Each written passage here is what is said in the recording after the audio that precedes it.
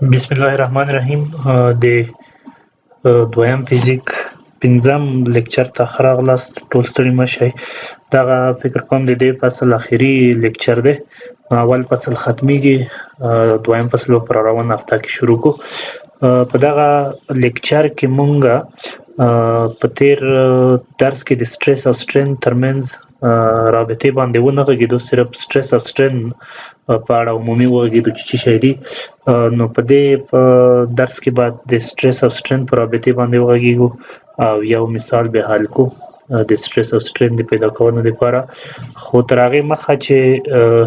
هغه ته د سټرین او سټرس هغه ته ځم، ګراف ته ځم چې هغه ګراف کوم ځای نه راغلی دی، هغې دپاره همدغه د ټنشایل ټیسټ چې دی د سټرس او د سټرین دپاره د رابطې د پیدا کولو لپاره چې په خپل منځ کې څه رقم رابطه لري، چې سټرس زیاتېږي سټرین څه رقم کوي، یا کوم ځای کې سټرین په ځینو ځایونو کې کیدای شي کم شي، سټرین څه رقم کېږي. نو د هغې دپاره ټنشایل په نامه یو ټیسټ دی چې هغه اجرا کېږي. د دغه ټیسټ ویډیو به وګورو، د هغې نه وروسته به خبرې ورباندې وکړو چې څه شی دی. تاسو دغه ویډیو ته متوجه شئ.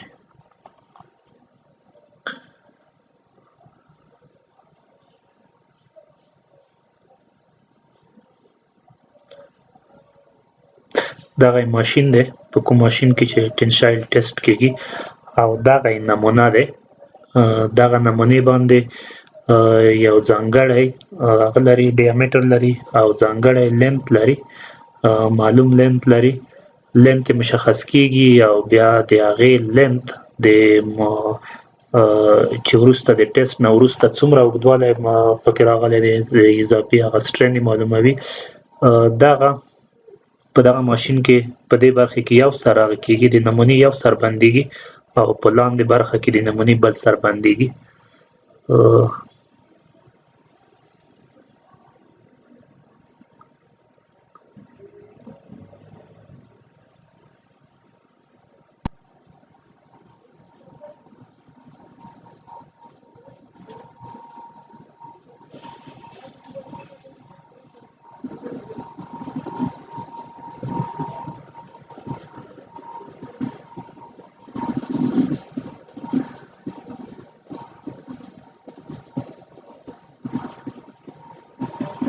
ټیسټ شروع کېږي او هغه پور پرېږدي، قوه پرې واردوي. هماغه د قوه د دې مقطع په تقسیم باندې دغه ځای ته متوجه شئ. دغلته ګوره قوه پرې واردېږي، صحیح ده، دغه قوه زیاتېږي.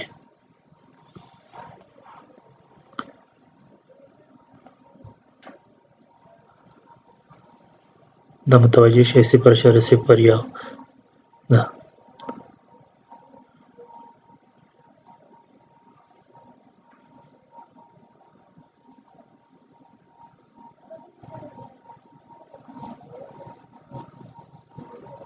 په دغه باندې محور باندې د دې هغه اوږدوالی ښیي چې څومره اوږدوالی راغلی دی. دغه قوه دی، ګوره قوه زیاتېږي، دې خواته اوږدوالی هم د سیخ زیاتېږي. دغه اوږدوالی دی، د دغې سر او د دغې سر ترمنځ دغه افقي هغه چې دی فاصله چې دی د دې اوږدوالی دی. مثلا دغه د اوس چې دغه سر په خپل منځ کې افقي څومره فاصله سره لري، دغه دلتا ایل دی. دا ګوره ورو ورو زیاتېږي، دلته قوه زیاتېږي، هغه قوه ګورئ پورته 26 28 30 شو که نه، 32 دغه هغه ته ورسېده، هغه یلډ پوینټ چې ورته وایي هغې ته ورسېده. هغې نه وروسته ګوره راښکته شو. په دغه ځای کې سټرس کم شو خو سټرین بیا هم ورپسې زیاتېږي. ګوره دغه ځای کې اوس سټرس تقریبا برابر دی، ثابت دی، خو سټرین پسې زیاتېږي. یعنې دغه ځای کې اوس پرمننټ ډیفارمیشن ورته وایي، هغه واقع کېږي د دغې نه وروسته.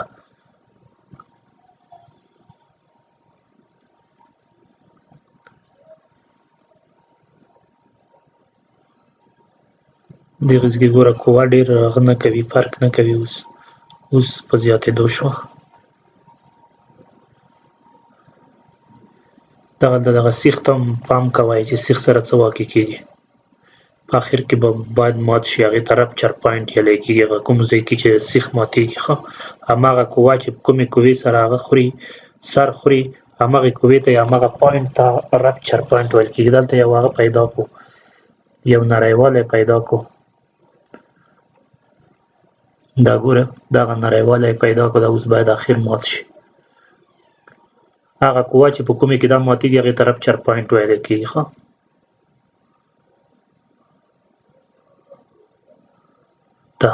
دغه هغه چې دی قوه چې دی دا دغې ته رپچر پوینټ ویلی کېږي. ښه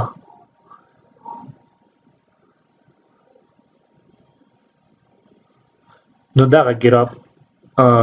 ما اصلي ښودلو چې څه رقم دی. زه به په دغه ګراف باندې وغږېږم چې دغه ګراف څه رقم دی. وګوره دغه ګراف عمومي شکل هماغلته ټیسټ کې به هم ورته متوجه شوي وای. عمومي شکل یې په دغې سمت باندې دغلته سټرین و او په دغې طرف باندې سټریس و دلته. د ګراف شکل په اول کې د سټریس په زیاتېدنې سره سټرین هم زیاتېږي، لینیر شکل، او بیا اخر کې د سټریس په تقریبا ثابت و خو سټرین بیا هم زیاتېدو. په اخر کې بیا سټریس زیاتېدو، سټرین زیاتېدو او په اخر کې جسم مات شو. صحیح ده. دغې نقطې ته چې په کومه پورې دغه رابطه چې دی دغه خطي رابطه دی، هغه یعنې د سټریس او د سټرین ترمنځ هغه خطي رابطه دی. یعنې تر دغه ځای پورې، تر دغې نقطې پورې که چېرته مونږ دغه قوه بیرته د هغه نه لرې کړو، د سیخ نه لرې کړو، نو هغه سیخ بیرته اولني حالت ته راګرځي. ځکه تر دې ځای پورې خو که فکر ورته وکړئ دومره اوږدوالی په سیخ کې منځته راغلی دی، یعنې دغه ډلتا ال دی، دومره اوږدوالی راغلی دی. خو که چېرته مونږ په دغه ځای کې هم دغه قوه بیرته د سیخ نه لرې کړو، نو هغه سیخ خپل اولني اوریجنل حالت ته راګرځي. ځکه تر هغه پورې الاستیک موډ هغه ته حد ته نه دی رسېدلی چې دغه الاستیک حد دی. دغه رینج ته دغه د کوم لینیر رینج چې دی دغه تر دغې نقطې پورې دغې ته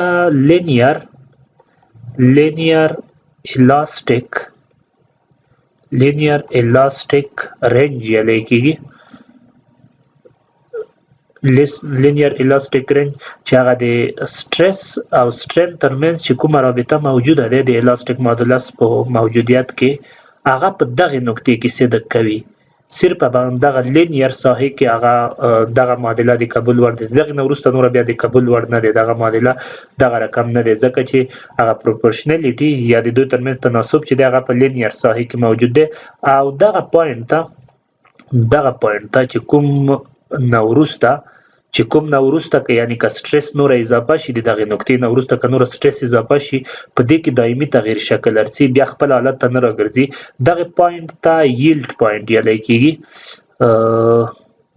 ییلډ پوینټ یا ییلډ سټرینث هم ورته ویل کېږي، ییلډ پوینټ یا ییلډ سټرینث. دغه څه معنا د دغې یا د دې نه وروسته له دې وروسته د سټریس په زیاتېدو دایمي تغییر شکل ارڅي په جسم کې، دایمي تغییر شکل راځي. صحیح ده. او دغې نقطې ته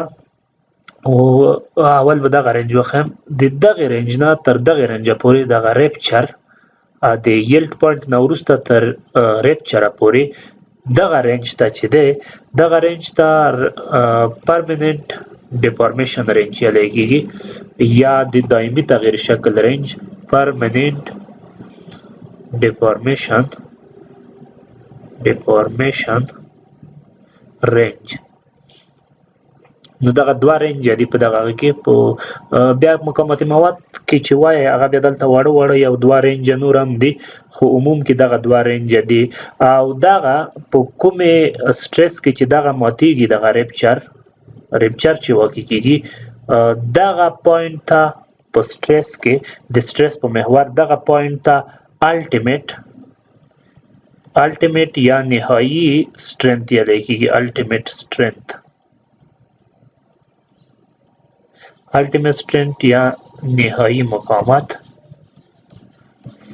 دغه نو دغه ګراف به ډیر دقیق مزدا وي، بیا په مقاومت مواد کې ډیره مرسته در سره کوي. الاستیک ماډولسونه چې دي الاستیک ماډولس درې ډوله الاستیک ماډولسونه مونږ لرو، یعنی د الاستیک ماډولس ډولونه د الاستیک ماډولس ډولونه درې ډوله الاستیک ماډولس مونږ لرو. اول ته یې یانګز ماډولس اف الاستیسیټي ویلی کېږي.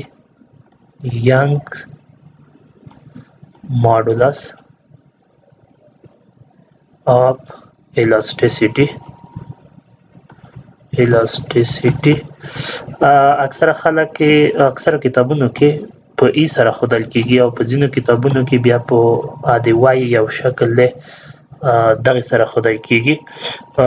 مونږ که هغه د الاستیک ماډولس دپاره هماغه د راډ د اوږدوالي شکل په نظر کې ونیسو چې دلته یوه قوه عمل پرې وکړي او دغې ته هغه ورکړي اوږدوالی ورکړي، دغه دلتا ال و کنه، دا دلتا ال و او دغه ال و. او مونږ د سټرس دپاره عمومي لیکلو سټرس دپاره په لینیر هغه کې رینج کې چې الاستیک ماډولس ضرب سټرین د سټرس په ځای که مونږ خپله قوه پر هغه ولیکو د مقطع په مساحت او ای خپل ولیکو او د اپسیلون په ځای یا د سټرین په ځای دلتا ال پر ال ولیکو او له دې ځایه ای پیدا کو نو مونږ ته به یانګز ماډولس یا که هغه د وای په شکل یې نیسئ نو مونږ ته به پیدا شي اف ضرب ال. که دغه هلته ضرب کو او په دلتا ال ته تقسیم کو نو اف ضرب ال تقسیم ا ضرب دلتا ال بشي. دغه د یانګز ماډولس فارمولا ده. که چېرته مونږ د په طولي ډول د هغه سره مخ وو، د سټرین سره مخ کېږو یا په طولي ډول سټرس رامنځته کېږي یا د هغې د وجې سټرین رامنځته کېږي نو مونږ کولی شو یانګز ماډولس د دغې معادلې نه پیدا کړو. دویم هغه چې دی دویم قسم یې چې دی هغې ته شیر ماډولس اف الاستیسیټي ویلی کېږي. شیر ماډولس اف الاستیسیټي دغه ورته ویل کېږي او په هغه سره ښودل کېږي په جي سره یې اکثره ښایي کتابونو کې په جي سره. هغه هماغه شکل چې په تېرو هغه کې هم استعمال کړی و، که یو شکل وي دلته قوه پرې وارده شي نو د دلتا ایکس په اندازه به که چېرته د دغې قوې د اثره هغه ته لاړ شي ښي لوري ته لاړ شي او د دې اوږدوالی هم ال وي نو مونږ د سټرس او سټرین دپاره ویلی وو چې جي ضرب سټرین. که چېرته د سټرس په ځای اف پر ای ولیکو صحیح ده، جي خپل ولیکو او د اپسیلون پر ځای مونږ لرل چې دلتا ایکس پر ال، یعنی څومره تغییر شکل هغې خواته کړی دی په ټول طول باندې. نو د دې ځای نه که جي پیدا کو اف ضرب ال بشي تقسیم ا ضرب دلتا ایکس بشي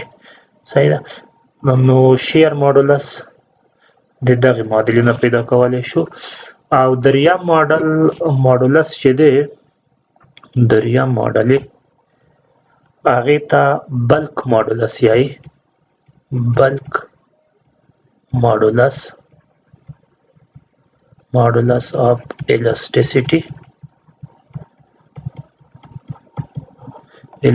ویل کېږي او دا په بي سره اکثرو کتابونو کې ښایي. دا په مایعاتو کې د حجم د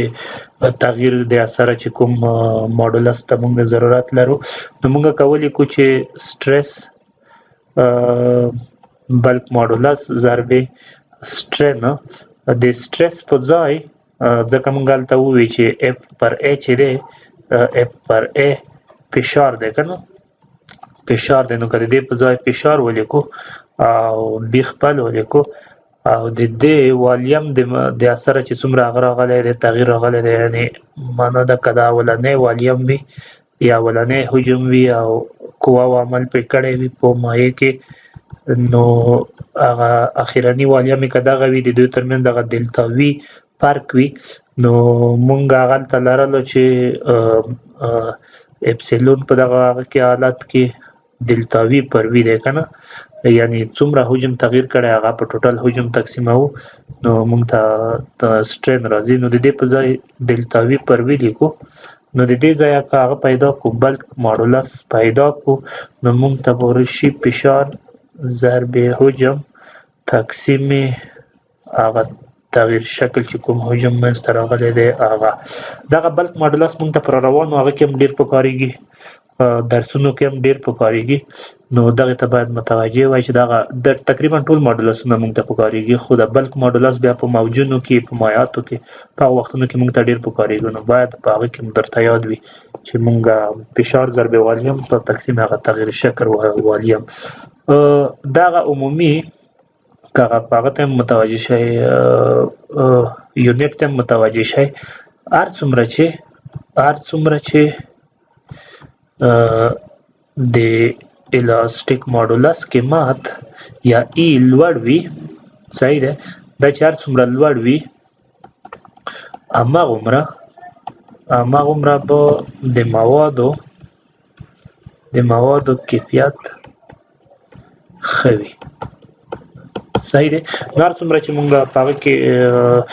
په کنسټرکشن کې مثلا په سرک کې چې هغه کوو مونږ د موادو الاستیک ماډولس ګورو دغه سر کې مواد چې کیر اچولی کېږي یا د کیرو مخلوط چې اچولی کېږي د دغو الاستیک ماډولس ډېر لوړ دی بیا د هغې نه ښکته د موادو کیفیت ضعیف وي بیا د هغې الاستیک ماډولس هم ضعیف وي هغې نه ښکته چې بیا نورو طبقو ته ورپسې ځي د هغوی الاستیک ماډولس هم دغسې ورپسې ښکته ټیټېږي ځکه په سرک کې د سرک په موادو کې هغه هم دغه دی هغه تیوري هم دغه دی چې د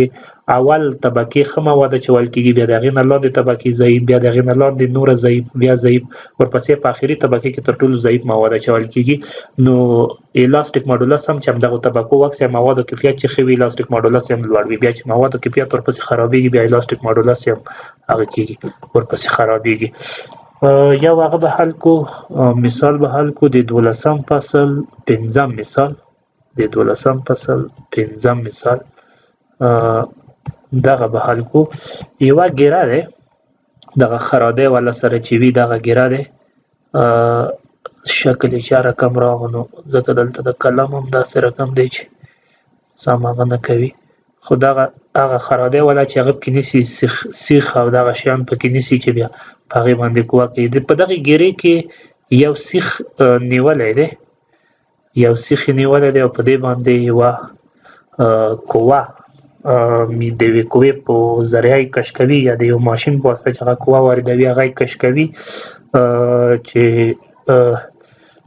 د دغه راډ د دغه سټیل راډ هغه چې دی شعاع چې دی هغه 9.5 ملي متره دی 15 ملي متره دی او د دغه سټیل راډ اوږدوالی چې دی 1 سانتي دی دغه کومې قوې چې عمل پې کړی د هغې چې هغې نه یې کش کوي ګیرې نه یې کش کوي دا 2 کیلو نیوټنه دی 2 کیلو نیوټنه او دا په کشش کې دی صحیح ده یعنې کش کوي نو تاسو څه شی پیدا کوئ تاسې سټرس پیدا کوئ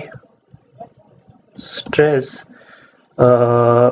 دلتا ال پیدا کوي چې څومره تغییر پکې راځي او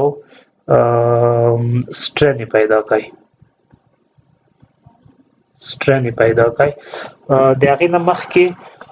په کتاب کې ټیبل ورکړی شوی دی په هغه ټیبل کې د ځینو موادو یلډ سټرینث هم ورکړی شوي دي چې یې په کومو نکاتو کې دوی هغه کوي یلډ کوي د هغه نه د هغه ټیبل نه که یلډ سټرینث د هغه راواخلی د سټیل راواخلی هغه د 2.5 ضرب 10 په توان د 8 نیوټن پر متر مربع چې موږ بیا فیصله وکړو چې څه شی پېښېږي سیخ ته څه شی پېښېږي چې کله سټریسونه هغه کو پیدا کو او یوه بله موږ ته د سټیل الاسټیک ماډولس هم په هماغه ټیبلونو کې شته دی په کتاب کې هغه هم الاسټیک ماډولس د سټیل هم موږ ته د ټیبل نه راخیستی شو 2 ضرب 10 په توان د 11 نیوټن پر متر مربع نو موږ اوس کولی شو چې دغه درې نقطې هغه کو پیدا کو د سټریس لپاره اولنی که زه وغواړم چې سټریس پیدا کړم سټریس یا سیګما نو زه لرم چې ای ضرب سټرین د دې په ځای که زه ولیکم چې اف پر ا او د ای خپل ولیکم او د سټرین په ځای ولیکم چې ډلتا ال پر ال نو وبخښئ دغه د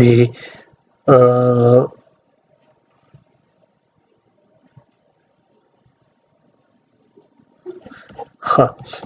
وبخښئ دغه ځکې ګډوډ شو زه د سټریس په ځای لیکم د سټریس په ځای چې اف پر ا اف څومره دی 2 کیلو نیوټن دی زه نیوټن ته اړوم 6.2 ضرب 10 په توان د 4 نیوټنه ا د سیخ څومره دی موږ پای آر مربع نه پیدا کوو پای ضرب آر څو دی آر 9.5 ملي متره نو که هغه متر ته واړوم 9.5 ضرب 10 په توان د -3 متره بشي مربع به کم ځکه چې پای آر مربع د سیخ هغه کولی شو مساحت پیدا کولی شو د مقطع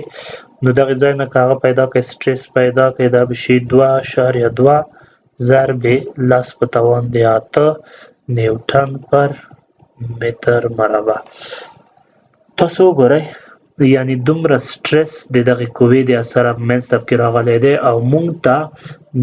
یلډ هغه چې د سټرینث یلډ پوینټ چې راکړل شوی دی هغه 2.5 ضرب 10 په توان د 8 دی او 2.2 ضرب 10 په توان د 8 دی یعنی هغه ته یلډ پوینټ ته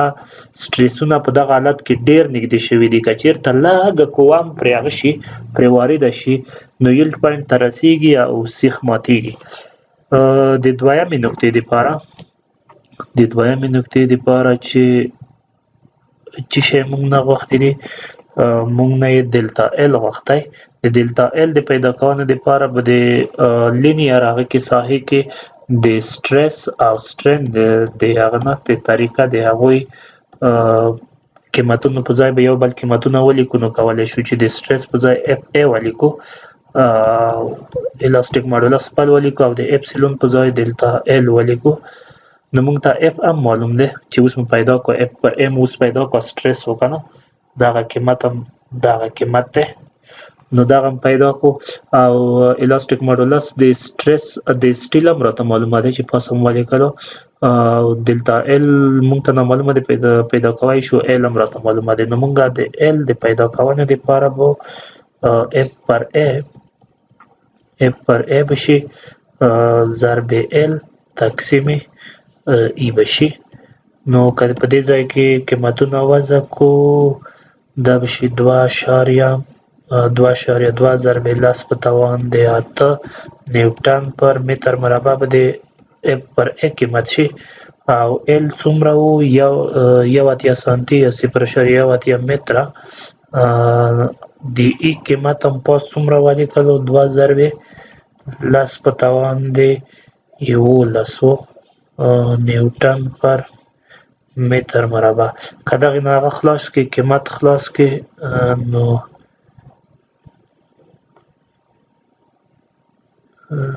دا چېرته دی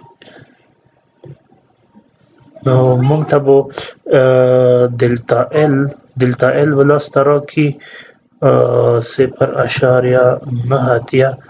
ملي متره یعنی دومره اوږدوالی پکې منځته راځي دغه دلتا ال دی د دریم هغه دپاره چې دریم کې موږ نه څه شی غوښتی وو، موږ نه سټرین غوښتی وو په دریم کې. نو د سټرین د پیدا کولو دپاره موږ لیکلی شو چې سټرین ساده لیکلی شو چې ډلتا ایل پر ایل، په دې کې موږ ته ډلتا ایل هم معلوم دی او ایل هم معلوم دی. موږ کولی شو چې پیدا یې کړو. ډلتا ایل څومره و،